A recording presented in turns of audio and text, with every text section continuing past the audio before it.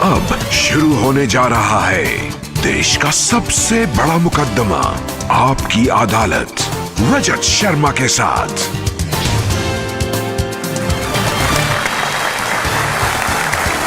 नमस्कार, thank you. आपकी अदालत में आपका बहुत बहुत स्वागत है।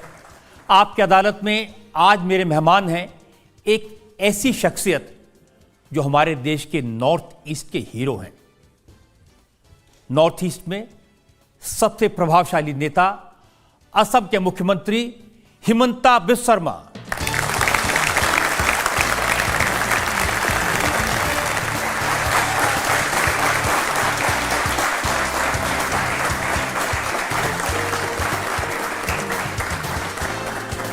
और आपकी अदालत में हमारे आज के इस मुकदमे में हमारे जज हैं जाने माने पत्रकार प्रदीप सिंह।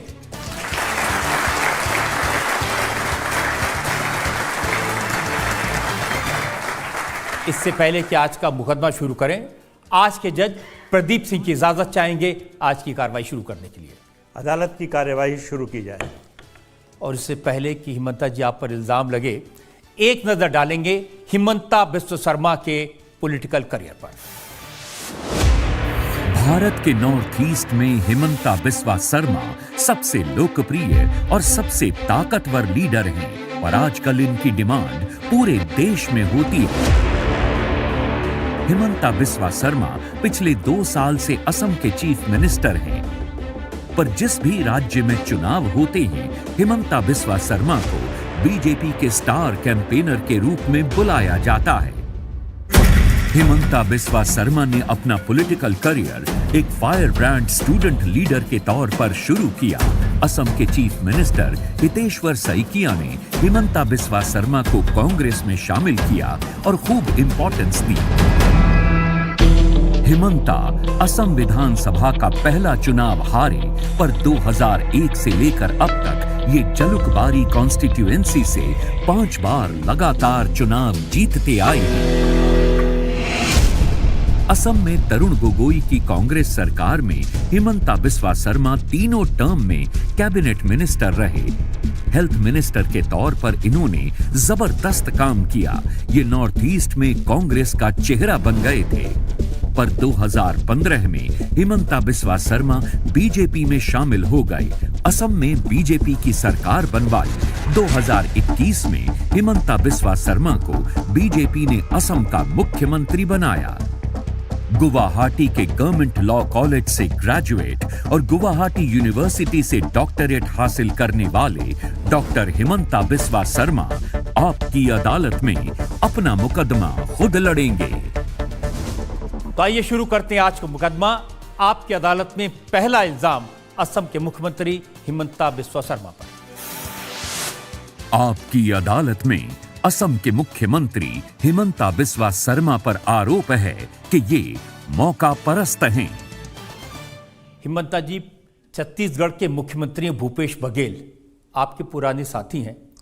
वो कहते हैं कि कांग्रेस ने इस आदमी को क्या नहीं दिया। क्या क्या दिया मुझे? सरकार में मंत्री बनाया, ये लीडर बनाया। रजत जी, मंत्री जनता बनाता है, एमएलए जनता वोट दे के बनाते हैं। उसमें कांग्रेस का क्या है? हम अगर काम नहीं करता था मुझको थोड़े सुनता था लोग। अरे वो कह रहे थे 22 साल कांग्रेस में रहे, आप लीडर बने कांग्रेस की वजह से और चीफ मिनिस्टर बनने के लिए जाकर बीजेपी की गोद में बैठ गए। मेरे पूरा जवानी मैंने कांग्रेस को दे दिया। कांग्रेस मुझको क्या दिया?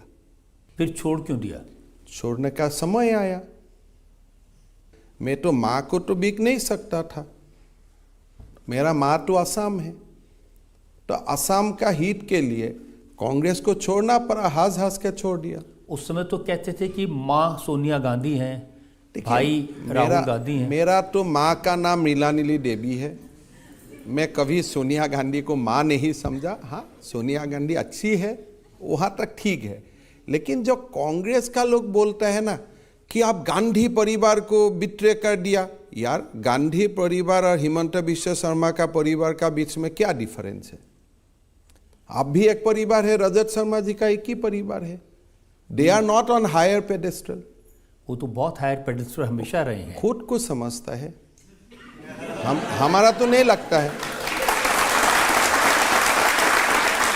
बिकॉज हम तो बातचीत करके देखा हूं, मेरा तो ऐसा कुछ भी एक दिन भी कुछ नहीं लगा कि मेरे से या मैं जो लोगों से काम करता हूं उनसे कोई हायर पेडेस्टल में रहने का उनका अधिकार भी है। देखिए, मैंने तो सुना है कि उस जमाने में आप सोनिया जी के करीब थे, राहुल गांधी के करीब थे, और अगर नॉर्थ ईस्ट में, अगर असम में कुछ नहीं हो रहा था तो आपको जाके राहुल जी को बताना चाहिए था, सोनिया जी को बताना चाहिए था।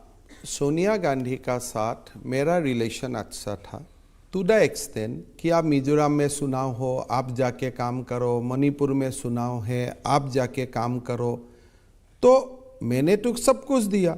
जब मैंने सोनिया जी को जाके पूछा कि भाई आपने तो सब लिया, अभी आपका देने का समय है, आप भी दे दो, तब तो दे नहीं सका, तो अभी उसका क्या वैल्यू रहेगी, आप बताइए। तो आप राहुल जी के पास चले जाते जो दे सकते क्यों चला जाए? राहुल जी मेरा घर में आए, मैं उनका घर में क्यों जाऊं? जरूरत क्या है? मैंने जब बुलाता है सब लोगों का साथ बुलाए तो किया, लेकिन राहुल जी का घर जाओ, सोनिया जी का घर जाओ, कभी ये भी खबर करो सोनिया जी भी मेरा घर में आते हैं, राहुल जी भी मेरा घर में आते हैं। जब आप गए राहुल गांधी को मिलने तो राहुल गांधी ने आपसे ज्यादा ध्यान अपने कुत्ते पर दिया? नहीं, वो थोड़ा स्टोरी को आपको ये करना पड़ेगा। राहुल गांधी हम लोगों को बुलाया, मुझको नहीं बुलाया। किसको बुलाया? तरुण गोगोई को बुलाया। किसको बुलाया? सीपी जोशी को बुलाया, अभी जो राजस्थान असेंबली का स्पीकर है, मुझको बुलाया, और साथ में असम का पीसीसी का अध्यक्ष था अंजन दत्त जी को बुलाया। हम रूम में गया, बातचीत शुरू हुआ। 5 मिनट बातचीत शुरू होने का बाद उनका कुत्ता आया, और जहां हमारा टेबल में चाय और बिस्कुट सर्व हुआ था उसी से कुत्ता भी खाने लगा। तो मैंने तीनों को देखा, तीनों आराम से खा रहा था वही टेबल से, तो मेरा लगा, मैं तो पहला बार गया था, मेरा लगा उनका वो कल्चर ही है टेबल से एक साथ खाने का कुत्ते का साथ। मैं बोला उसमें तो मैं नहीं हो सकता हूं।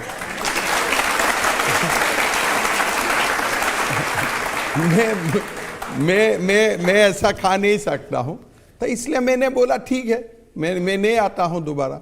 तो बाद में राहुल जी ने उसी कुत्ते के साथ एक अपना वीडियो, हाँ वही कुत्ते थे, वही कुत्ता था, वही कुत्ते थे। लेकिन जब वो वीडियो उन्होंने डाला तो लोगों ने आपका नाम लिख के, कांग्रेस के लोगों ने लिखा कि देखिए ये कुत्ता ज्यादा वफादार निकला। देखिए, ये वफादारी का हिसाब यहाँ कहाँ आ गया? थोड़े हम वफादारी करने के लिए कोई पार्टी में ज्वाइन करता हूँ। वफादारी का मतलब क्या है? मुझे कोई तनख्वाह देता है क्या ये लोग? ये पूरा रजत जी नॉर्मली तो ये मानते हैं कि जो इसको थोड़ा सा डीमिस्टिफाई करिए। हाँ, राहुल एक कलीग है एक पॉलिटिकल पार्टी में, वफादारी तो आपका देश के लिए होता है।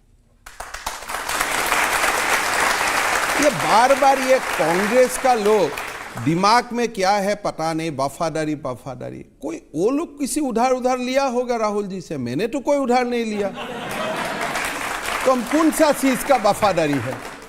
देखिए, नॉर्मली ये माना जाता है कि जो कुछ कांग्रेस है वो गांधी परिवार की वजह से है, जो वोट मिलता है वो राहुल गांधी, सोनिया गांधी। गलत बात है, जो कुछ कांग्रेस है महात्मा गांधी के लिए है। आप नाम हाईजैक करके बैठा हुआ है। आज जो भी कांग्रेस है, राहुल गांधी एक समय के लिए गांधी नाम काट दे, वो तो हाईजैक किया हुआ है, टाइटल है। सोनिया गांधी अपना नाम से गांधी काट दे, कोई कांग्रेस है? आज जो कांग्रेस है वो पिक्चर लगा हुआ है, ये महामानव महात्मा गांधी के लिए कांग्रेस हल पड़ा है, नहीं तो कहां कांग्रेस है? गांधी परिवार है, लेकिन वो गांधी परिवार ये गांधी परिवार नहीं है, वो महात्मा गांधी के लिए है कांग्रेस। हिमंता जी, लेकिन अभी डिस्प्यूट करे कोई आके मुझको?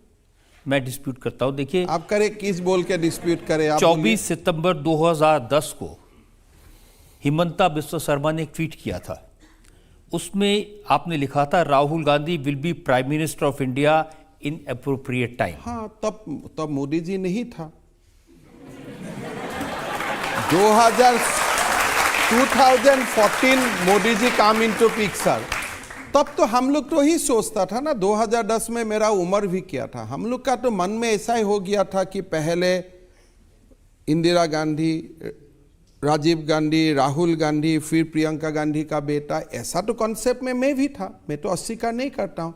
सारे लोग जब दूसरा पार्टी ज्वाइन करते हैं अपना पुराना वाला ट्वीट डिलीट कर देता है। मैंने एक भी तो मेरा पुराना वाला ट्वीट डिलीट नहीं किया हूँ। मेरा ट्वीट से ही तो वो लोग खुद के निकाल के वो बोलता है। जो दिन कांग्रेस में ज्वाइन किया था, मुझको तो बहुत लोग जानते भी नहीं था, that day night I could have deleted all my tweets, old tweets, but मैंने इसलिए ट्वीट डिलीट नहीं किया कि मेरा बच्चा को मुझको बता के जाना है, देखो तुम्हारा पापा 2010 में क्या सोचता था, आज क्या सोचते थे।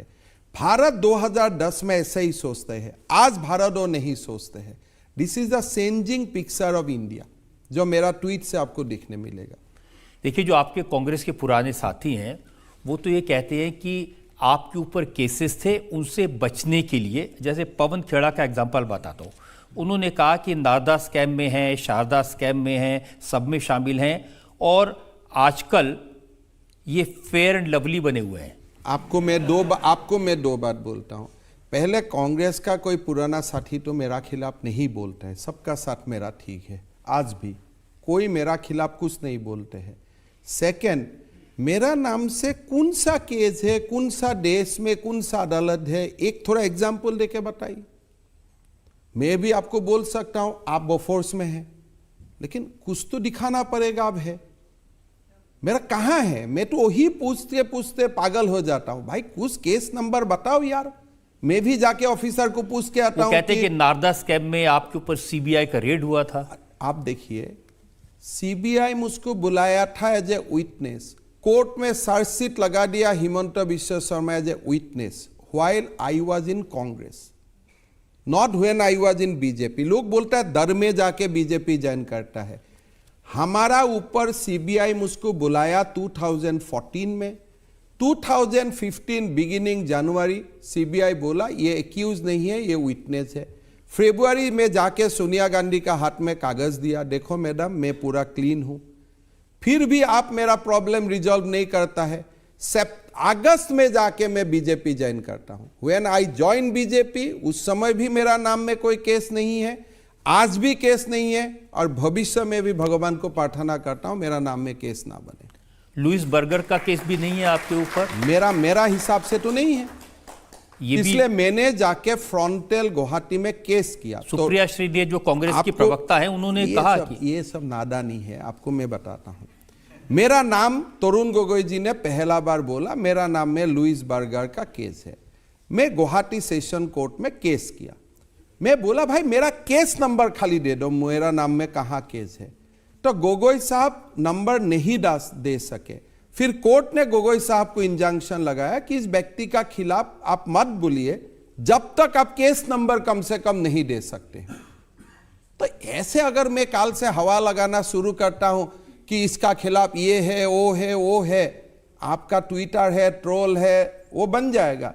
लेकिन मैं आपका अदालत में खड़ा होकर बोल रहा हूं, भाई मेरा ऊपर क्या मुकदमा है, थोड़ा बताइए, कोई एक कागज दिखाओ। देखिए, सबसे इंटरेस्टिंग तो फास्टेबल मैं वो डरने वाला मैं नहीं हूं, वो वाला सिस्टम में मैं नहीं हूं। मेरा तो मैं यही बताता हूं कि कांग्रेस को मैं नहीं डरता हूं, और कांग्रेस को डरना मेरा जरूरत भी नहीं है। हमने तब तक एक ही आदमी से सुना था, मैं नहीं डरता हूं, राहुल गांधी। देखिए, राहुल गांधी का एक अलग सिस्टम है, वो डरता नहीं, किस लिए वो कोर्ट जाते रहता है। आप आज देखो, कोई एक पार्टी बोल सकता है कि अगर आप जो भी स्कैम का नाम बोलता है, these are the scam allegedly, अगर होगा भी गोगोई साहब का सरकार का दिन में होगा, खुद का सरकार को गाली देने वो निकाल जाते हैं। देखिए, राहुल जी ने खुद आपका नाम लिया, उन्होंने ट्वीट किया जिसमें अडानी में का जो नाम है किन किन लोगों से बनता मैं भी राहुल गांधी का नाम मैं हर दिन ट्वीट करता हूं। लेकिन उन्होंने लिखा जो 20,000 करोड़ रुपए। आप राहुल गांधी मेरा नाम में ट्वीट करता है, वो आपने देखा। मैं जो राहुल गांधी का नाम में ट्वीट करता हूं वो भी आप देखो ना। आप लोग क्यों इतना ऊपर रखते हैं ये गांधी वाला को? इसलिए कि उन्होंने 60 साल इस देश पर राज किया है। कहाँ राज किया है, देश को बर्बाद किया है।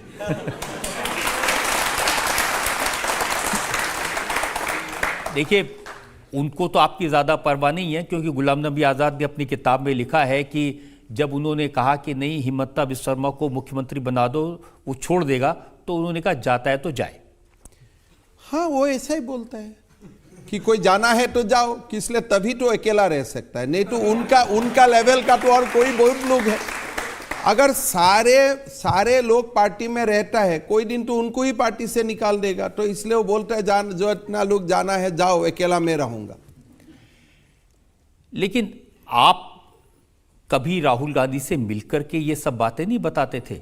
देखिए, मैं राहुल गांधी को बचपन से जानता हूं and I was never impressed by his merit. तो मैं कांग्रेस में भी रहता था, मैं 10 बार सोनिया गांधी को मिलने जाता था, लेकिन मैं राहुल गांधी को मिलने नहीं जाता था। इसलिए I am never impressed by his merits, his deeds, his arguments, logic, his capacity to do public service. जो लोगों का स्ट्रगल नहीं होते हैं, वो लोग कभी ये भारत जैसा देश का नेता नहीं बन सकता है। अब लोग कहते हैं कि भारत जोड़ो यात्रा करने के बाद में बहुत समझदार हो गए हैं, बदल गए हैं। देखिए, हमारा यहाँ में एक इको सिस्टम है। राहुल गांधी अगर लंदन जाते, आने का बाद बोलता है राहुल गांधी बहुत मैच्योर्ड हो गया। फिर भारत जोड़ो यात्रा करता है, बोलता है अगर राहुल गांधी मैच्योर्ड हो गया।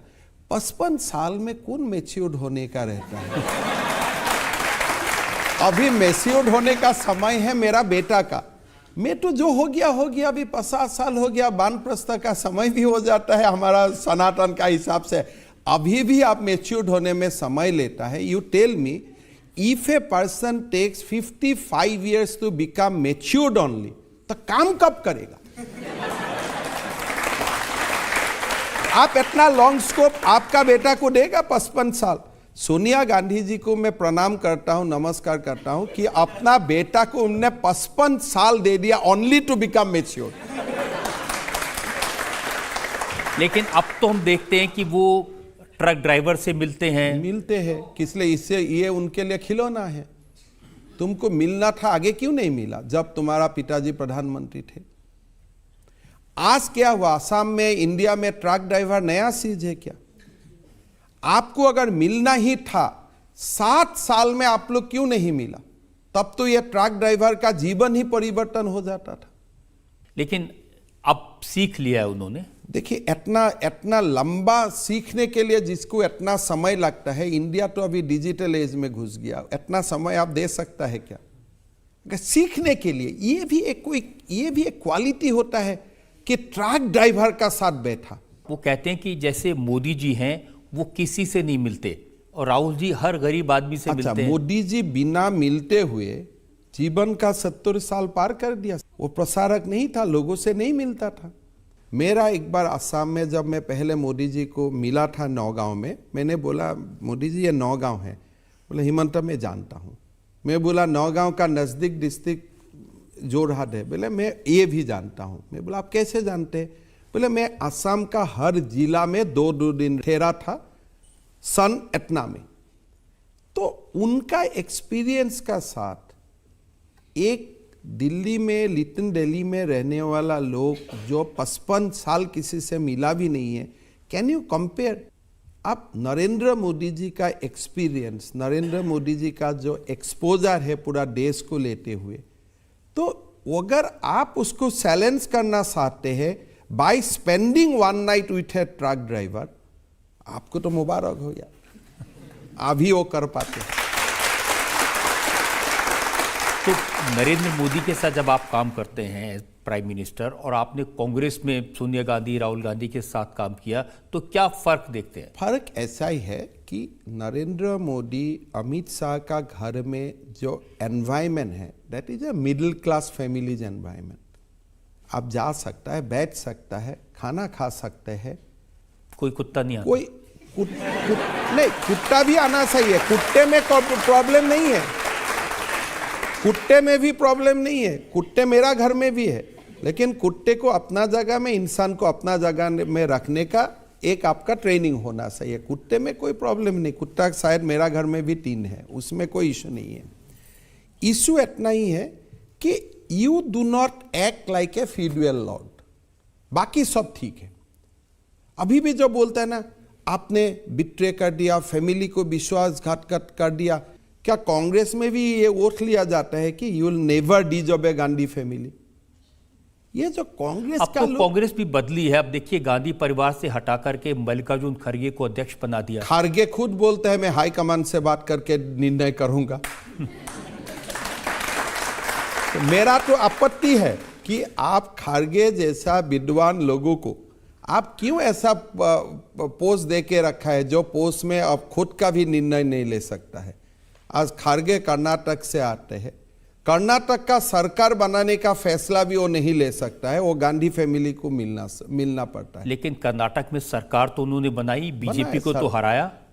बीजेपी भी तो हारेगा, क्यों नहीं हारेगा? तमिलनाडु में भी बीजेपी हारा है, बीजेपी हिमाचल में भी हारा है, लेकिन बीजेपी जीते भी है। तो अगर बीजेपी ये सोचता है कि मैं कर्नाटक भी नहीं हारूंगा, हिमाचल भी नहीं हारूंगा, वो तो नहीं हो। BJP takes defeat with humility. Karnataka में हारे हैं, वो तो कोई नया बात नहीं है, हम तो एक्सेप्ट किया हूं, yes we lost, we have not blame EVM for that. लेकिन कांग्रेस का प्रॉब्लम है, हारने से प्रेस में बोल देता ईवीएम में गलती है।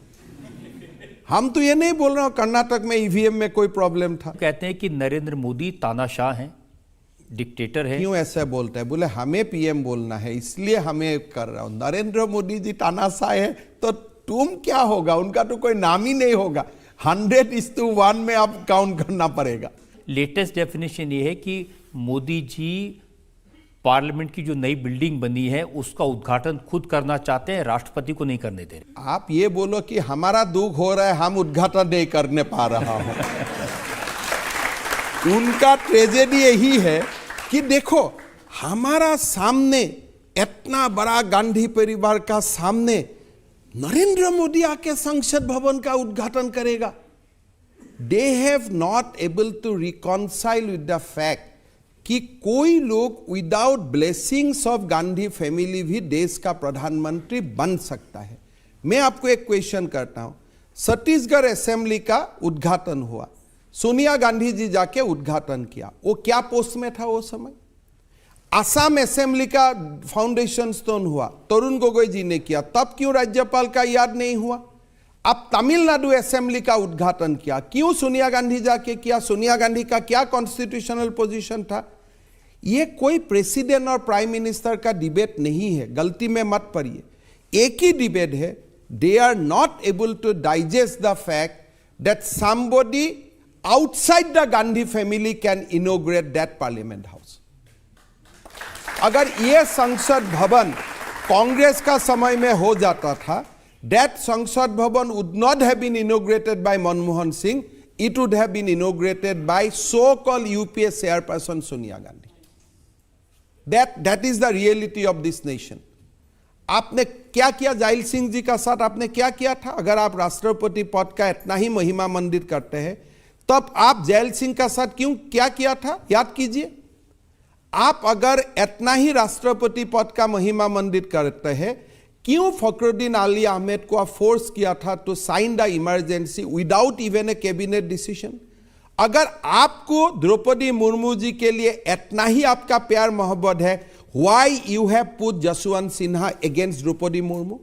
मोदी जी तो आप लोग सबका, राजनाथ सिंह जी तो आपको सबको फोन किया था कि देश का पहला आदिवासी महिला राष्ट्रपति बनने जा रहा है, आप कृपया करके सपोर्ट कीजिए। क्यों सपोर्ट नहीं किया? देश में तो एक नया मिसाल खड़ा हो जाता था। आपने एपीजे अब्दुल कलाम को क्या रिस्पेक्ट दिया था जब वो राष्ट्रपति रहा? आप हमेशा हिस्ट्री आपका हिसाब से लिखने चाहते हो। What honour you have given to president of India when they existed, they were you existed in the power. लेकिन देखिए ये भी तो सच है कि इस वजह से सारे ऑपोजिशन पार्टीज इकट्ठे हो गए। 0 and 0 यूनाइटेड होगा तो 0 ही होगा। आप एक कैरेक्टर देखिए, कौन कौन एक हुआ है? सारा फैमिली बेस्ड पार्टी एक हुआ है। गांधी फैमिली एक हुआ है, केसीआर फैमिली एक हुआ है, मुलायम सिंह या अखिलेश सिंह फैमिली एक हुआ है। एक तरफ जो लोग बॉयकॉट का कॉल दे रहा है, all are family rule political party. और जो डेमोक्रेटिक पॉलिटिकल पार्टी है, any democratic party you can name, they are with the Narendra Modi ji. So only boycott who has given the boycott call. नहीं, देखिए बीजू पटनायक के बेटे नवीन पटनायक बीजू और वाईएसआर के बेटे, गलत मत कीजिए। बीजू पटनायक जी जब जिंदा था वो कभी नवीन पटनायक को प्रमोट नहीं किया था। That is not a family. I am not with BJD. I oppose BJD in Orissa. But after demise of Biju Patnaik, Naveen Patnaik from his own political party called BJD. Biju Patnaik Janata party में था। उनका party का legacy नवीन पटनायक ने कभी नहीं लिया है। He made that party by his own hard work. Mulayam Singh ji का पार्टी अखिलेश सिंह ने लिया। महात्मा गांधी का पार्टी आपने लिया भी नहीं, हाईजैक किया, तो एक अलग कहानी है। बट आप एकदम अभी लाइन इंडिया में डिवाइड हो गया। फैमिली रूल पार्टी एक तरफ और जो हार्ड वर्क अपना खून पसीना लगा के राजनीति करता है वो लोग एक तरफ। And that conflict you will see for next 10-15 years. तो आपको लगता है कि 2024 में बड़ी चुनौती ये सब लोग दे देंगे मोदी जी को? चुनौती देने का कोशिश करेगा, सुनाओ तो हो। एंड वी ऑल्सो एंजॉय ना when opponent is strong little bit. अब कहाँ पेना गोलकीपर नहीं होने वाला पोस्ट में गोल मार के कहाँ अच्छा लगता है। कोई ना कोई तो होना चाहिए। जनता से जो लोग सवाल पूछना चाहते हैं। सो मेरा सवाल आपसे ये है कि 2024 के इलेक्शन में सारे विपक्षी दल मिलकर बीजेपी को हराने की तैयारी में हैं, तो आपको क्या लगता है हरा पाएंगे? हाँ, मोदी जी का टास्क फोर्स का व्यवस्था कर रहा हूँ और आपका आशीर्वाद से। तो आपका क्या असेसमेंट है 2024 को लेके? 300 पार, 300 प्लस, कोई प्रॉब्लम नहीं होगा। लोग चाहते हैं कि भारत का गौरव गाथा और बढ़े। आप कोई डाउट में मत रहिए। India is having the best time now in our history. Modi ji को थोड़ा और काम करने दीजिए। आप अभी देखिए ना, अमेरिका का प्रेसिडेंट इंडिया प्राइम मिनिस्टर को क्या क्या बात बोलता है। ऑस्ट्रेलिया में लोग हवाई में नरेंद्र मोदी हवा में बना देता है with flights. Can you imagine कि भारत का इतना गौरव गाथा कोई दिन होगा? I think after Swami Vivekananda that great speech in America Chicago, after that Modi ji is doing so much thing for this country और हमें उनको ताकत देना चाहिए। हर समय मोदी जी का कल्याण के लिए प्रार्थना करना चाहिए और मोदी जी के लिए नहीं, ये भारत के लिए, राष्ट्र के लिए। आपकी अदालत में अगला हिस्सा। आपकी अदालत में असम के मुख्यमंत्री हिमंता बिस्वा शर्मा पर इल्जाम है कि ये जोड़ तोड़ की राजनीति करते हैं। हिमंता जी, एक जमाने में एमएलएस को खरीदने बेचने के लिए कभी गोवा ले जाते थे, कभी खजुराहो ले जाते थे, लेकिन आजकल असम ले जाते हैं। माँ कामाख्या का आशीर्वाद लेने के लिए असम का अच्छा पब्लिसिटी हो रहा है। इतना दिन लोग माँ कामाख्या का बारे में थोड़े बहुत जानते थे, अभी अच्छा से जानना शुरू किया तो लोग माँ का दरबार में जाते हैं। माँ के दरबार में जाते हैं या हिमंता जी के दरबार में जाते हैं? मैं तो माँ का बेटा हूँ, मेरा कहाँ दरबार है। अब शिवसेना के एमएलएस को तोड़ने के लिए हिमंता बिस्वा शर्मा ने उनकी जेब में 50-50 खोखे डाल दिए। देखिए, मैं सुना भी नहीं और मेरा नहीं लगता है मेरा नाम में कोई बोल सकता है कि इसलिए पूरा आसाम इकट्ठा करने में भी इतना पैसा नहीं होगा। पूरा हमारा आसाम में तो कोई शुगर मिल भी नहीं है। आसाम में कोई शरद पवार जैसा बड़ा लीडर भी नहीं है जिसका पूरा नेशनल नेटवर्क हो। हम तो एक छोटा ही प्रदेश है। तो हमारा यहाँ आने में खाली बिहू का लाड़ू, पिठा, सीरा, दही वही हम लोग खिला सकता हूँ। नहीं तो फिर ये शिवसेना के एमएलए टूटे कैसे? वो लोग टूटा होगा उद्धव जी का नाराज बनते हुए। और कैसे टूटेगा? अगर एक पार्टी में कोई टूटता है, किसी गलती तो पार्टी में ही होगा। मैं सुना कि वो आके होटल में रह रहे थे, रात को 12 बजे हिमंता बिस्वा शर्मा गए और खेल बदल दिया। हमने वो लोग से तो मैंने नहीं मिला, एक प्रेस का आप लोग का ही पूरा प्रेस का लोग गया था, किसी का बुखार हुआ था तो मैं थोड़ा मदद किया था आउटसाइड द होटल। खाली मैं होटल वाला को इतना ही फ़ोन करके बोला कि देखो भाई जो भी यहाँ रहने दो, लेकिन जाने का समय देखो जीएसटी एंड रूम का भाड़ा पूरा पे करके जाओ। हमारा अच्छा फायदा हुआ। अब केजरीवाल गए थे शरद पवार को मिलने, तो वो कह रहे थे कि हमारे एमएलएस को भी अब असम बुलाया जा रहा है। आना चाहिए उनका एमएलए भी, जितना जल्दी हो इतना जल्दी आना चाहिए। मैं तो न्योता भी देता हूं, आप केजरीवाल जी को छोड़ो, जल्दी हो। तो असम में अब ये मोल भाव होता है एमएलएस का। देखिए, असम में आने से एमएलए को ताकत मिलेगा। वहाँ में कामाख्या माँ है, महापुरुष श्रीमंत शंकरदेव का टीचिंग्स है। असम आने से आपको ताकत ही मिलेगा। और लक्ष्मी दर्शन भी कराते हैं उन्हें। लक्ष्मी तो हमें लेना है, हमें देना तो नहीं है फिलहाल। 10 साल का बाद अलग बात है। अभी तो आप भी आएगा तो हम आपसे मांग ही लूंगा, हमारा कहाँ ताकत है। 10 साल का बाद कोशिश कर रहा हूँ कि हम भी देने का सिचुएशन में आ जाऊं। अभी कहाँ हैं हम लोग।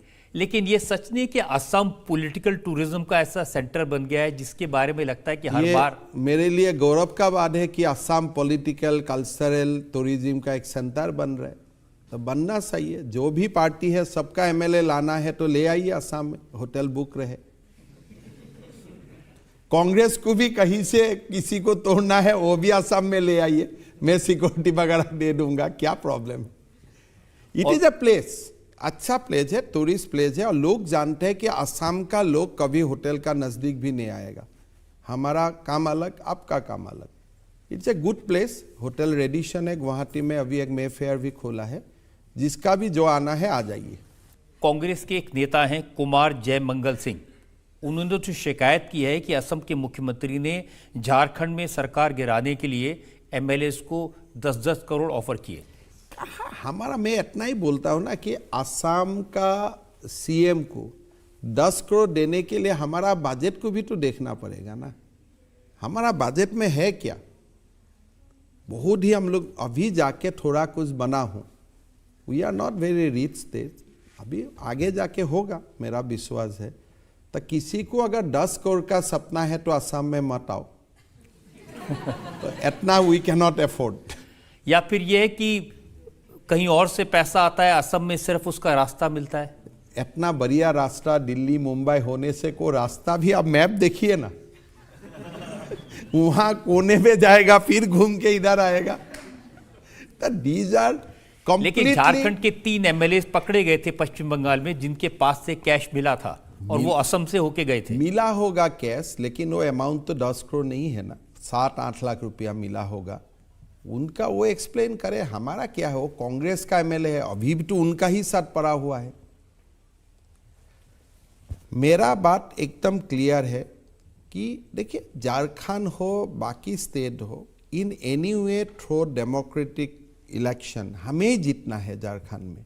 हम क्यों झारखंड में तोड़फोड़ करें? It is just a patience waiting of another 9 months. जो पैसा आप अभी हवा लगा दिया ना, मैं कोशिश कर खर्चा किया हूं इलेक्शन में। अभी लोग मुझको जो काम मेरा 10 रुपया में होता था वो 100 रुपया का बिल ला के थमा देगा कि तुम्हारा पास पैसा है। पॉलिटिशियन का तो इतना ही पब्लिसिटी होना चाहिए, इसका पास कोई पैसा ऐसा नहीं है। देखिए, आजकल चर्चा है सचिन पायलट की, कहीं वो भी असम के रास्ते तो नहीं आ जाएंगे? इतना देखो, बेचारा का इतना ह्यूमिलेशन है, मैं होने से तो डे 1 ही छोड़ देता था। कारेज नहीं है तो सला हुआ है। लेकिन तो मैं आपके तो सचिन पायलट जी बीजेपी आए, कांग्रेस जाए, कहीं जाए, आई एम नॉट इंटरेस्टेड, बिकॉज मैं राजस्थान का पॉलिटिक्स में फॉलो बहुत ज़्यादा नहीं करता हूँ, नॉर्मल जितना टीवी में देखता हूँ।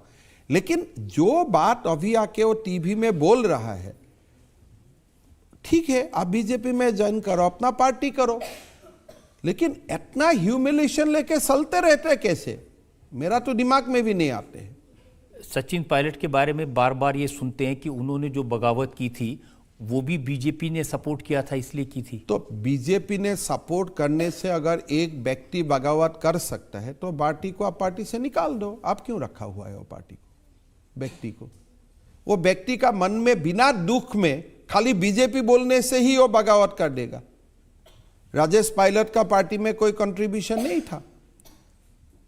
बिना राजेश पायलट का कंट्रीब्यूशन असम अकॉर्ड हुआ था, मिजोरम अकॉर्ड हुआ था, राजीव गांधी का इतना नाम मिला था बिना without contribution of Rajesh Pilot, तो उनका बेटा बगावत किया, बोल दिया वो बीजेपी का साथ है। मतलब whoever will try to speak anything against the Gandhi family और द एस्टैब्लिशमेंट, आपका ऊपर ठपक करके एक वो लोग इंजाम लगा देगा।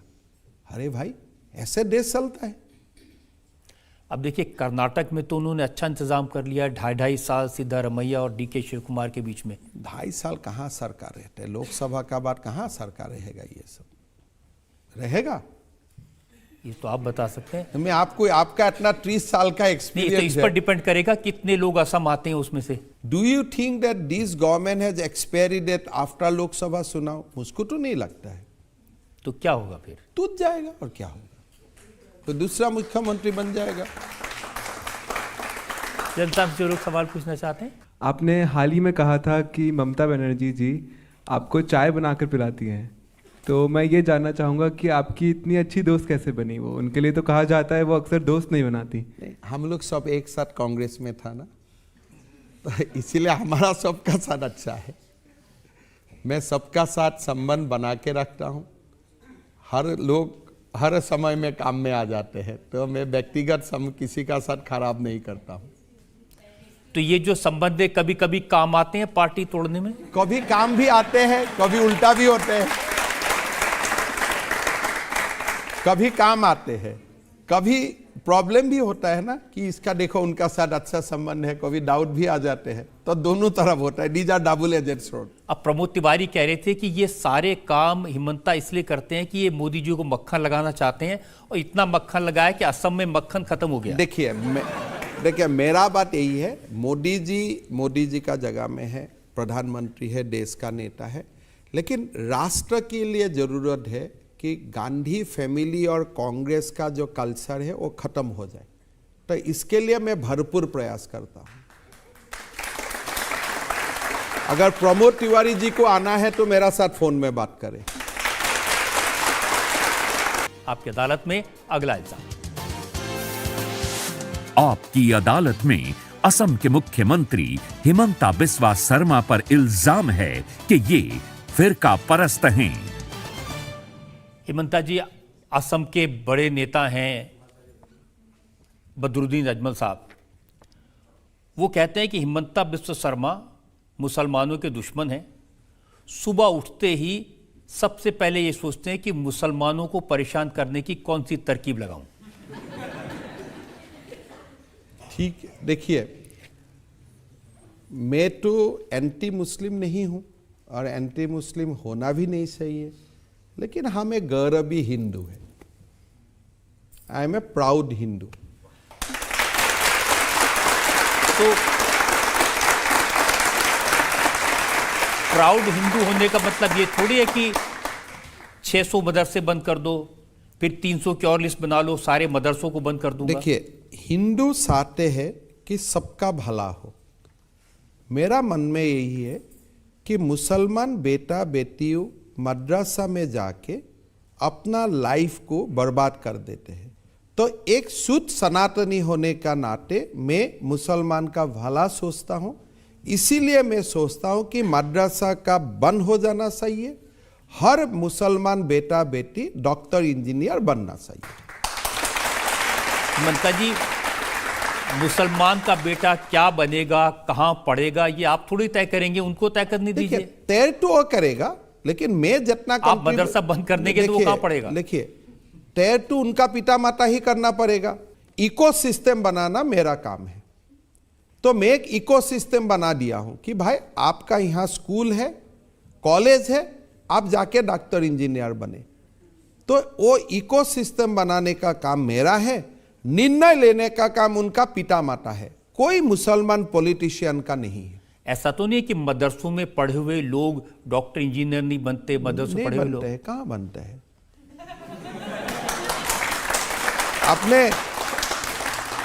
आपने रिसेंट पीरियड में किसको देखा है कि मदरसा में? मैं तो ओवैसी साहब की बात सुन रहा था, उन्होंने कहा कि ओवैसी को आप मुसलमान समाज का रिप्रेजेंटेटिव मत सोचिए। वो तो जहां भी जाता है मुसलमान ही उनको वोट नहीं देता है। वो कह रहे थे कि हिम्मता बिस्वा शर्मा ने स्कूल में इतिहास ठीक से नहीं पढ़ा। जिन मदरसों में जो पढ़ाने वाले लोग हैं वो उन लोगों ने अंग्रेजों के खिलाफ लड़ाई लड़ी, शहादत दी। इंग्रजों का खिलाफ किसी ने लड़ा वो कोई आपत्ति का बात नहीं है, लेकिन मद्रसा में पढ़ के बहुत लोग बमबारू भी बना है, अल-कायदा में भी ज्वाइन किया है। तो हिस्ट्री को आपका जो पॉजिटिव साइड है वो मत उठाइए। History represent both positivity and negative, and उनका एवरेज आप ले लीजिए। रिसेंट 30 इयर्स में अगर आप देखते हो कौन सा मद्रसा से ऐसा महापुरुष का जन्म लिया है जो भारत का उत्थान के लिए काम कर रहा है, जो अपना कम्युनिटी का ऊपर जाके ह्यूमैनिटी के लिए काम कर रहा है। मैंने तो नहीं सुना हूं, मैं तो नहीं देखा हूं। खराब भी हुआ है वो भी मैं नहीं बोलता हूं कि मद्रसा में पढ़ने का मतलब you become a terrorist. No, I do not agree. मेरा पॉइंट इतना ही है कि मद्रसा में पढ़ने का बाद आपका जनरल एजुकेशन का रास्ता बंद हो जाते हैं। आप मद्रसा में मत ले जाइए। कुरान शरीफ का ज्ञान होना जरूरत है एज यू आर फॉलोइंग इस्लाम। घर में पढ़िए, मस्जिद का इकोसिस्टम में आप पढ़वाइए, लेकिन बेटा बेटी को डॉक्टर, इंजीनियर, प्रोफेसर बनाने का मौका दीजिए। You may be his biological parent, but आप कैसे उनका लाइफ का दरवाजा बंद कर सकते हैं? अगर उनका मन है आफ्टर 16 इयर्स कि मुझको थियोलॉजिकल स्कॉलर बनना है, वो अपने आप पढ़ लेगा मद्रसा, लेकिन बचपन में आप मद्रसा में मत डालिए। Keep his option open. देखिए, आप उनका कह रहे हैं हम भला चाहते हैं स्टूडेंट्स का, ऐसे भला चाहते हैं कि जो मदरसों में पढ़ाते हैं उनके लिए कानून बनाएंगे कि उनको पुलिस स्टेशन में रिपोर्ट करना होगा।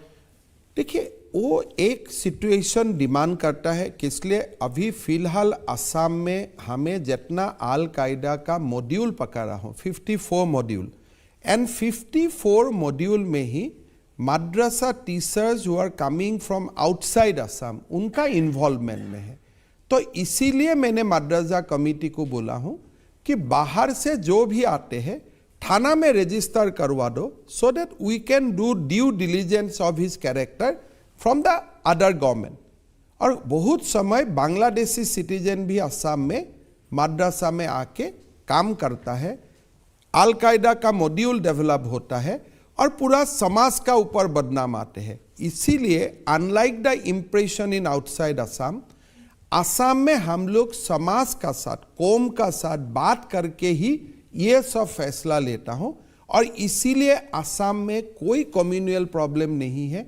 मुसलमान भी मुझको मानते हैं, काम को मानते हैं, और मैं भी उन लोग को सेम रेस्पेक्ट देता हूं। उनको रेस्पेक्ट करेंगे लेकिन फ्रीडम नहीं देंगे। आप कह रहे हैं कि 4 शादी करने पर मुझे आपत्ति है। बहुत आपत्ति है, बहुत आपत्ति है। मेरा बेटी को, आपका और मेरा बेटी को, क्या मैं ऐसे व्यक्ति को शादी दूंगा जिसका ऑलरेडी 3 पत्नी है? जो काम मैं मेरा बेटी का साथ नहीं करूंगा वो काम मुसलमान बेटी का साथ भी होना नहीं चाहिए। लेकिन आप उनको रोक नहीं सकते, ये उनकी मर्जी है, शरीयत में अलाउड है, इस्लाम में अलाउड है। ऐसा मत बोलिए। ये देश में ऐसा एक एपीजमेंट का, तुष्टीकरण का कारण बोल दिया जाता है, उसको रुक नहीं सकता है। हम रुकवा के दिखूंगा भाई, हाँ, I will stop them by the force of law. किसलिए सुप्रीम कोर्ट और हाई कोर्ट बार बार बोल सकता है। कानून में, भारत का संविधान का डायरेक्टिव प्रिंसिपल में बोला हुआ है कि आप यूनिफॉर्म सिविल कोड बनाओ। कांग्रेस ने एक दिमाग में डाल दिया लोगों का कि you cannot reform Muslim personal law. Indian constitution directs, not advise. Indian constitution directs all political people including the people in government to work and to bring reform in Muslim personal law. ये हमारा कर्तव्य है। जब uniform civil code होगा तब होगा। आज तो उनको अलाउड है इस्लाम में। जब होगा मतलब क्या है? हमें तो करना है। जब मियाँ बीवी राजी तो क्या करेगा काजी? अरे ऐसा मियाँ बीवी राजी होता है क्या? तो बीबी को तो जबरदस्ती राजी करवा जाता है because of some kind of reason. आप ऐसे बोल सकते हैं, ये क्या बीबी के लिए एक डिफामेटरी नहीं है? आपका हस्बैंड हो गया 70 इयर्स और वाइफ हो गया 28 इयर्स, 24 इयर्स। ये उनके बीच का मामला है ना, आप क्यों आ कभी रहे हैं? यही गलत है। वो हमें क्यों वोट नहीं देता है? नहीं देता क्या आपको? हमें क्या हिंदू क्या नहीं, हमें क्या मतलब कोई मिनिस्टर को वोट नहीं देता है? आप जो एक दो सोसाइटी करके रखा है कि वो लोग का बाद वो लोग को करने दो। अरे बाबा, they are people of India. India में दो समाज नहीं है। आप सारे काम ऐसे कर रहे हैं। आपने चाइल्ड मैरिजेस पर रोक लगाई और अजमल साहब कह रहे हैं कि इसमें 90% जो मुस्लिम नौजवान हैं उनके खिलाफ केस बनेंगे। अगर आप चाइल्ड मैरिज करते हो तो 99 भी बन जाएगा। कानून है, कानून को आप अगर वायलेशन करेगा, हिंदू भी वायलेट करेगा, हिंदू अरेस्ट होगा, मुसलमान वायलेट करेगा, मुसलमान अरेस्ट होगा। I too arrest them as a citizen. Religion तो मैं देखता भी नहीं हूं, वो अजमल का काम है, ओवैसी का काम है रिलीजन का ठिका लेना, मेरा तो काम वो नहीं है। उनकी तो सलाह ये कि हिंदू लड़कियों को भी कम उम्र में शादी कर लेनी चाहिए, क्योंकि अब जमाना बदल गया है। मालूम है, वो ऐसे बोलते हैं, लेकिन क्या आप करने देगा? हिंदू लड़कियों का उनका जो सलाह है, वो क्या सलाह आप मान सकते हैं? वो सलाह जो वो भी सलाह देता है कि हिंदू को भी कम उम्र में शादी करना है, do you think they have some regard from human values? ये जो टीवी में आके वो लोग बोलते हैं, उनका आप उनका सोच समझ सकता है कि how they treat girls, how they treat the other gender. लेकिन अब तो मां देखिए, नहीं समझता है। अब तो कर्नाटक में मांग हो रही है कि हिजाब पर जो पाबंदी लगाई थी स्कूलों में, कॉलेजेस में, वो पाबंदी हटा ली जाए। देखिए, civilisational battle for values continues for many years.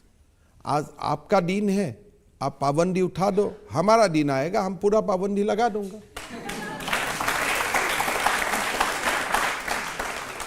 धर्म एक ही टेन्यूर में एस्टैब्लिश नहीं होता है, इसीलिए कोई कोई हमारा जो भारत का लोग है, सनातनी है, कभी कभी इम्पेशेंट हो जाते हैं, ये काम क्यों नहीं हुआ, ये काम क्यों नहीं हुआ। These are long battle. Bharat का लोग राम मंदिर बनाने के लिए 500 साल खपाया। अब हिजाब का भी बैन उठाने के लिए, हिजाब में भी बैन, स्कूल में, we are not against hijab, आप घर में हिजाब लीजिए। I am not at all oppose to your religious culture. आप घर में, मार्केट में आते हैं, आपको हिजाब पसंद है या this is a religious dictum, आप हिजाब लीजिए, मेरा कोई आपत्ति नहीं है। बट स्कूल में जब फिजिक्स का क्लास चल रहा है, अब हिजाब विल हेल्प यू और नॉट? और एक ही क्लास में uniform means what? That there is no religion, no poor rich, हम लोग एक uniformly will be there.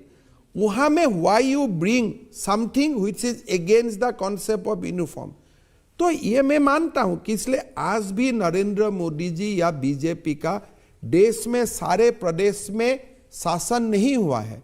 The battle for dharma still continues, we are not reach the climax.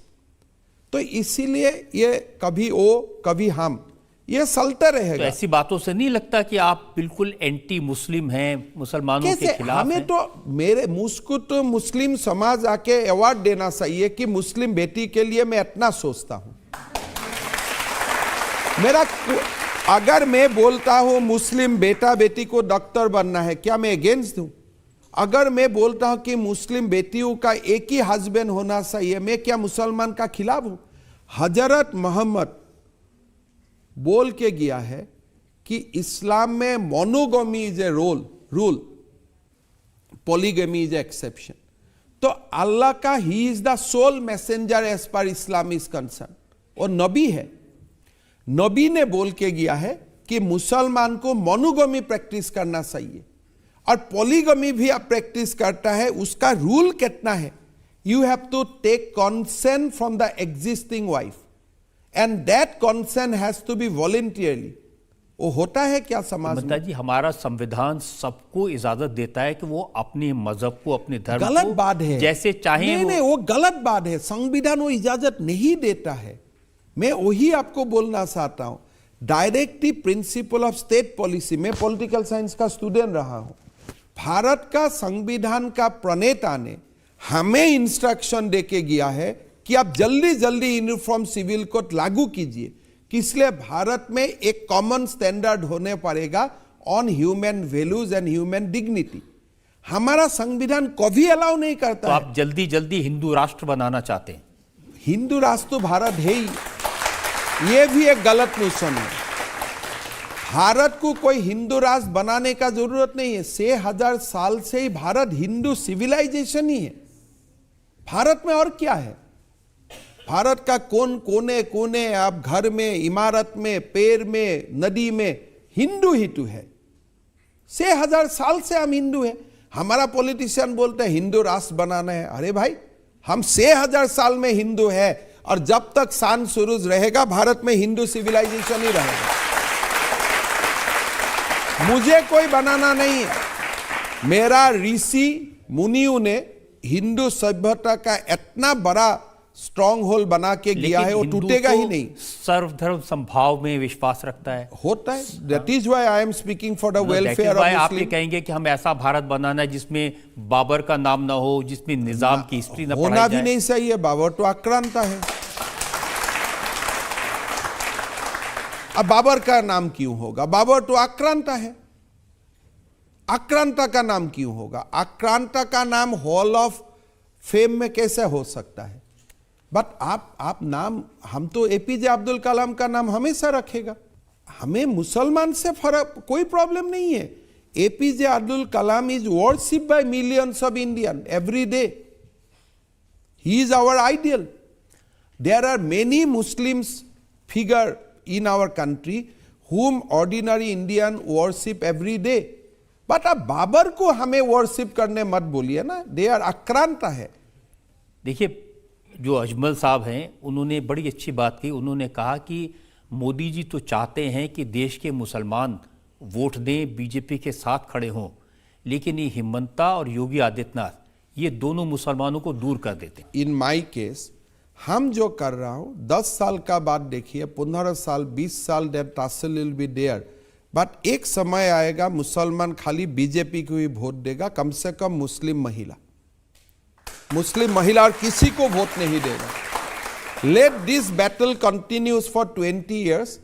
एक बार मुसलमान महिलाओं को आप स्वाधीनता दिलवा दीजिए, तलाक से मुक्ति, पॉलीगेमी से मुक्ति, पढ़ने का अधिकार, ये सारे इकोसिस्टम इनको मिल जाए, बीजेपी का कोर वोट बैंक मुसलमान महिला बन जाएगा। हिमंता बिस्व शर्मा और योगी आदित्यनाथ में इस बात की रेस लगी हुई है, कौन अपने आप को ज्यादा हिंदू, बड़ा हिंदू साबित करेगा। मैं तो एक ही बात बोलता हूँ, योगी जी बहुत बड़ा लीडर है, मेरा साथ कोई कंपेयर भी नहीं। हम छोटे प्रदेश से आता हूँ, कहाँ यूपी, कहाँ असम, ये एप्पल और ऑरेंज का कंपेयर भी नहीं होता है, छोड़ दीजिए। लेकिन मैं असम में कुछ थाम के लिया हूं और मैं करके दिखाऊंगा। आपकी अदालत में अगला इल्जाम। आपकी अदालत में असम के मुख्यमंत्री हिमंता बिस्वा शर्मा पर आरोप है कि ये विरोधियों का अपमान करते हैं। अब आपके ट्वीट्स देखता हूं, राहुल गांधी के बारे में आप कहते हैं ये सद्दाम हुसैन जैसे दिखते हैं। वो समय देखता था, दैट टाइम मैं यही बोलता हूं कि Rahul ji, your face is much better than many of us, you look so good. क्यों दाढ़ी आरी बना के रखे है? काट लो, अच्छा लगेगा। तो इतना ही तुम्हें बोला था। कभी आप बोलते हैं कि ये अमूल बेबी का फेस लगते हैं। एक्चुअली तो है, जो अमूल का एडवर्टाइजमेंट है उनका फेस है, वो तो मिलते हैं, उसमें मैं क्या कर सकता हूं? हमारा भी चेहरा किसी से मिला होगा। लेकिन ये डिसरेस्पेक्ट नहीं है आप जब आप कहते हैं कि ये प्रूफ दो कि आपके पिता कौन है? मैंने इतना ही बोला कि आप सर्जिकल स्ट्राइक आर्मी ने किया है, आर्मी को आप प्रूफ मत मांगिए, because we are not asking any proof from you. ये पॉलिटिकल स्टेटमेंट है related to the sacrifice of armies who are fighting for us in the border. If एक ही स्टेटमेंट का आप एक पैराग्राफ डिलीट करते हो और दूसरा पैराग्राफ को हाईलाइट करते हो, वो तो गलत है ना। लेकिन पूरा स्टेटमेंट में भी किसी से ये कहना कि ये प्रूफ दो कि तुम्हारे सही है, मैं उनको यही बोल रहा हूं कि आई एम नॉट आस्किंग, मैं नहीं बोला कि आप दो, मैं बोला आप आर्मी से भी प्रूफ मत मांगो। Rahul ji should accept that there was a surgical strike, Indian army has completely demoralised Pakistan. The way we don't ask for the proof of everything, you also don't ask proof from army. ये statement में गलती कहाँ है? इसमें ही नहीं, अब उन्होंने भारत जोड़ो यात्रा की इतनी सफल थी, आप कह रहे हैं कि उनको पाकिस्तान में यात्रा निकालनी करना चाहिए। सही है, किसलिए भारत टूटा कहाँ? नहीं, आप मुझको पूछो 1947 इंडिया टूट गया बिटवीन इंडिया एंड पाकिस्तान।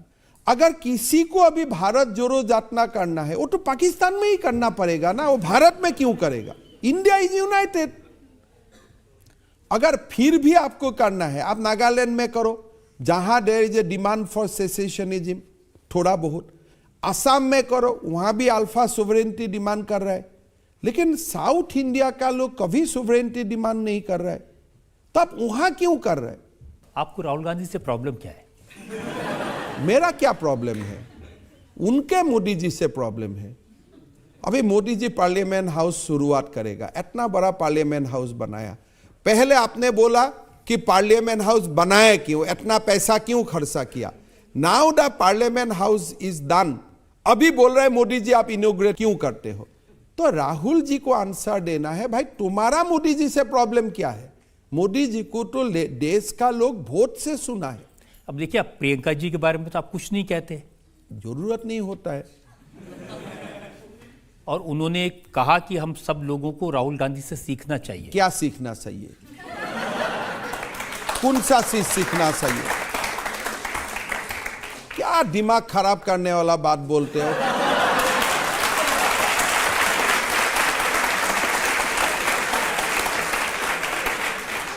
एक बात दिखाइए जो बात सीखना चाहिए। क्या वो गोल्ड मेडलिस्ट है कोई डिबेटिंग कंपटीशन में? नहीं, उन्होंने कहा वो तपस्वी हैं। आपने कैसा तपस्वी है? अगर आप अमेठी में, मैंने 1996 में मैं जालुकबारी में चुनाव हारा, 2001 तक जब तक मैं नहीं जीता, मैं वहां तपस्या करके बैठा रहा। आप अमेठी से क्यों भागा केरला तक? आपने भगा दिया। क्यों भागा आपने? आपको जो अमेठी ने आपका पिता को एमपी बनाया, आपको एमपी बनाया, कोई एक बार आप हार गया, आप इतना नाराज हो गया अमेठी का लोगों से? यू आर नॉट ए, आपसे कोई सीखे? क्यों सीखेगा आपसे? अगर आप हारने का बाद भी हर बार अमेठी हर महीना जाता था, आई वुड हैव से कि लर्न फ्रॉम राहुल गांधी। क्या बात सीखे? उन व्यक्ति में क्या है? देश का मजाक उड़ाए लंदन जाके, वो सीखे? कौन सा सीखना चाहिए आप बोलो? मोदी जी को जाके पार्लियामेंट में सुमा खाने का कोशिश करता है, वो सीखना चाहिए?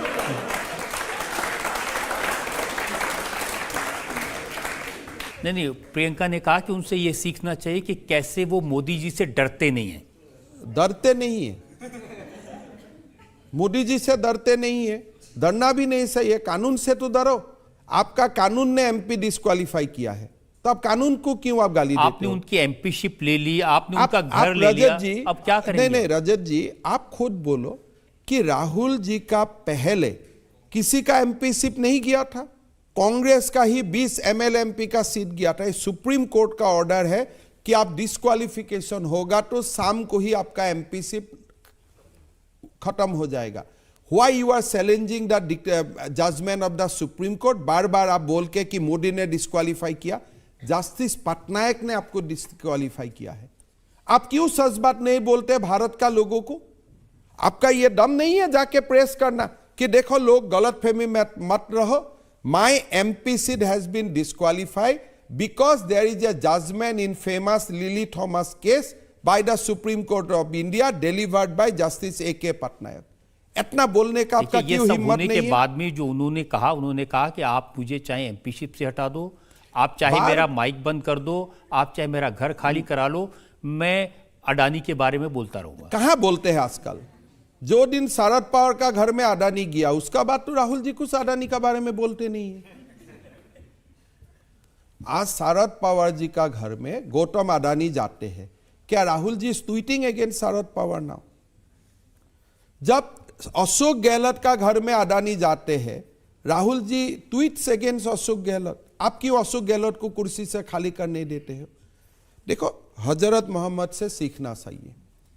आपको मिठाई मत खाओ बोलने का पहले ही leave his habit of taking sweets. तो आप अडानी को क्रिटिसाइज करने का पहले अशोक गहलोत का कुर्सी खाली करो। आप अडानी को निगेटिव बोलने का पहले शरद पवार से आपका रिश्ता आप खाली करो, फिर बोलो। You must leave by example.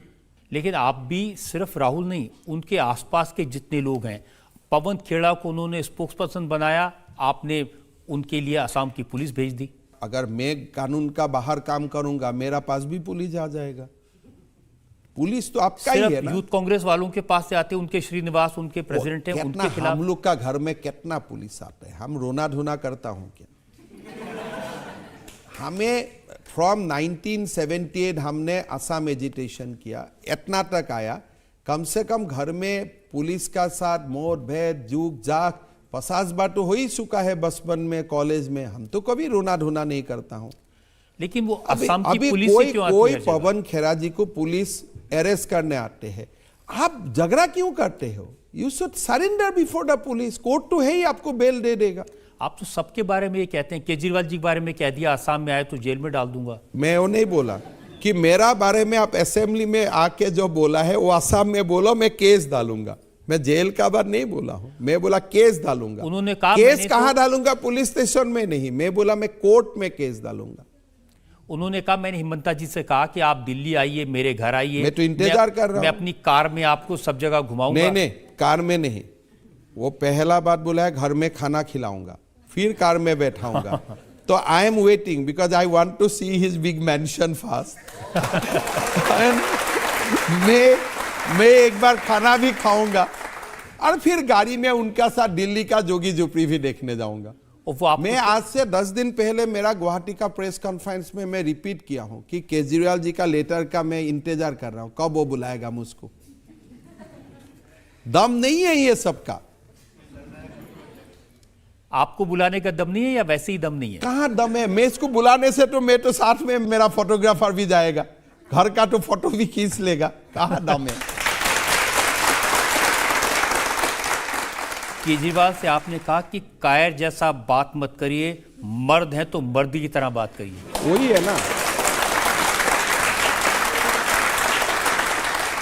एक केजरीवाल जी ने एक फेमिलियर एक सीन बना दिया। वो दिल्ली असेंबली कॉल करता है, असेंबली का रूल भी क्या है मैं नहीं जानता हूं। वो कॉल करता है और एक मोनोटोनस और स्पीच देते हैं, सेम व्यूज एक, और वही वहां से पूरा मोदी जी को जितना कर सकता है सारे गालियां देता है। मैंने पहले सोचा था ये क्यों वहां से गाली देते हैं? पब्लिक मीटिंग, प्रेस कॉन्फ्रेंस से भी तो वही सब बोल सकता है। तब तो मेरा दिमाग में आया कि असेंबली में बोलने से आपका ऊपर कोई डिफामेशन केस नहीं होता है। You are enjoying that privilege कि विद इन असेंबली में जो भी बोलो मेरा ऊपर कोई डिफामेशन केस नहीं होता है। तो इसीलिए Arvind Kejriwal take shelter of assembly to attack his political opponent. This is a symbol of coward. तो उनको बाहर आके, मर्द है तो भाई बाहर आके बात करो। Why you take shelter of privileges of assembly? अब बाहर बोलेंगे तो आप उनके ऊपर केस कर देंगे। आप भी केस करो। मैं तो पुलिस थाना में तो केस नहीं करूंगा, कोर्ट में ही तो केस करूंगा। मैं केस नहीं करूंगा, उनको क्या मैं जाके प्रणाम करूंगा, भाई साहब आपने इतना अच्छा मेरे लिए बात बोला। Why you expect that? आपकी अदालत में आज हमने मुकदमा चलाया असम के मुख्यमंत्री हिमंता बिस्वा शर्मा पर। अब वक्त है आपकी अदालत में आज के जज वरिष्ठ पत्रकार प्रदीप सिंह के फैसले का। असम के मुख्यमंत्री हिमंत बिस्वा शर्मा अलग किस्म के नेता हैं। कांग्रेस से भाजपा में आए और भाजपा की विचारधारा को इस तरह आत्मसात कर लिया जैसे दूध में चीनी घुल जाती है। अब लगता ही नहीं कि वो कभी कांग्रेस में भी रहे हों। कई भाजपा के मुख्यमंत्री हैं जो लगते हैं शायद ये कांग्रेस से तो नहीं आए। जनतंत्र में किसी भी नेता के लिए कुछ क्वालिटीज़ बड़ी ज़रूरी होती हैं और ये बड़ा दुर्लभ होता है कि किसी एक नेता में ये सारी क्वालिटीज़ हों। जैसे उसका जनाधार होना, उसका स्पष्ट और धारदार वक्ता होना, उसका विजनरी होना, अपने स्टेट को लेकर जहाँ भी वो सत्ता में है, स्टेट में, केंद्र में, वहाँ एक विजन होना अपने स्टेट के डेवलपमेंट को लेकर और उसको लागू करने की क्षमता, साथ में प्रशासनिक कौशल, ये सब हेमंत बिस्वा शर्मा में एक साथ है। लेकिन हेमंत बिस्वा शर्मा को एक चीज़ का निश्चित रूप से ध्यान देना चाहिए कि वो अपनी स्पष्टवादिता में कभी कभी अतिवाद का शिकार हो जाते हैं या शिकार होते हुए दिखते हैं। इससे उनको बचना चाहिए। वो बहुत कम समय में उनका एक नेशनल स्टेचर बन गया है। अपने इस स्टेचर का उनको ध्यान रखना चाहिए। ये अदालत उनको सारे इल्ज़ामों से बरी करती है, बाइज्जत बरी करती है। इस उम्मीद और यकीन के साथ कि हेमंत बिस्वा शर्मा इसी तरह से आसाम के लोग की सेवा करते रहेंगे, देश में अपना नाम रोशन करेंगे और राजनीति में एक लंबे समय तक समाज के उत्थान के लिए काम करेंगे। आज का मुकदमा यही खत्म करते हैं। आपकी अदालत में मेरी अगली मुलाकात आपसे होगी अगले हफ्ते एक नई शख्सियत के साथ। तब तक के लिए नमस्कार। इंडिया टीवी हर वक्त हर जगह डाउनलोड करने के लिए सर्च करें India TV news Google play store या ऐप स्टोर पर।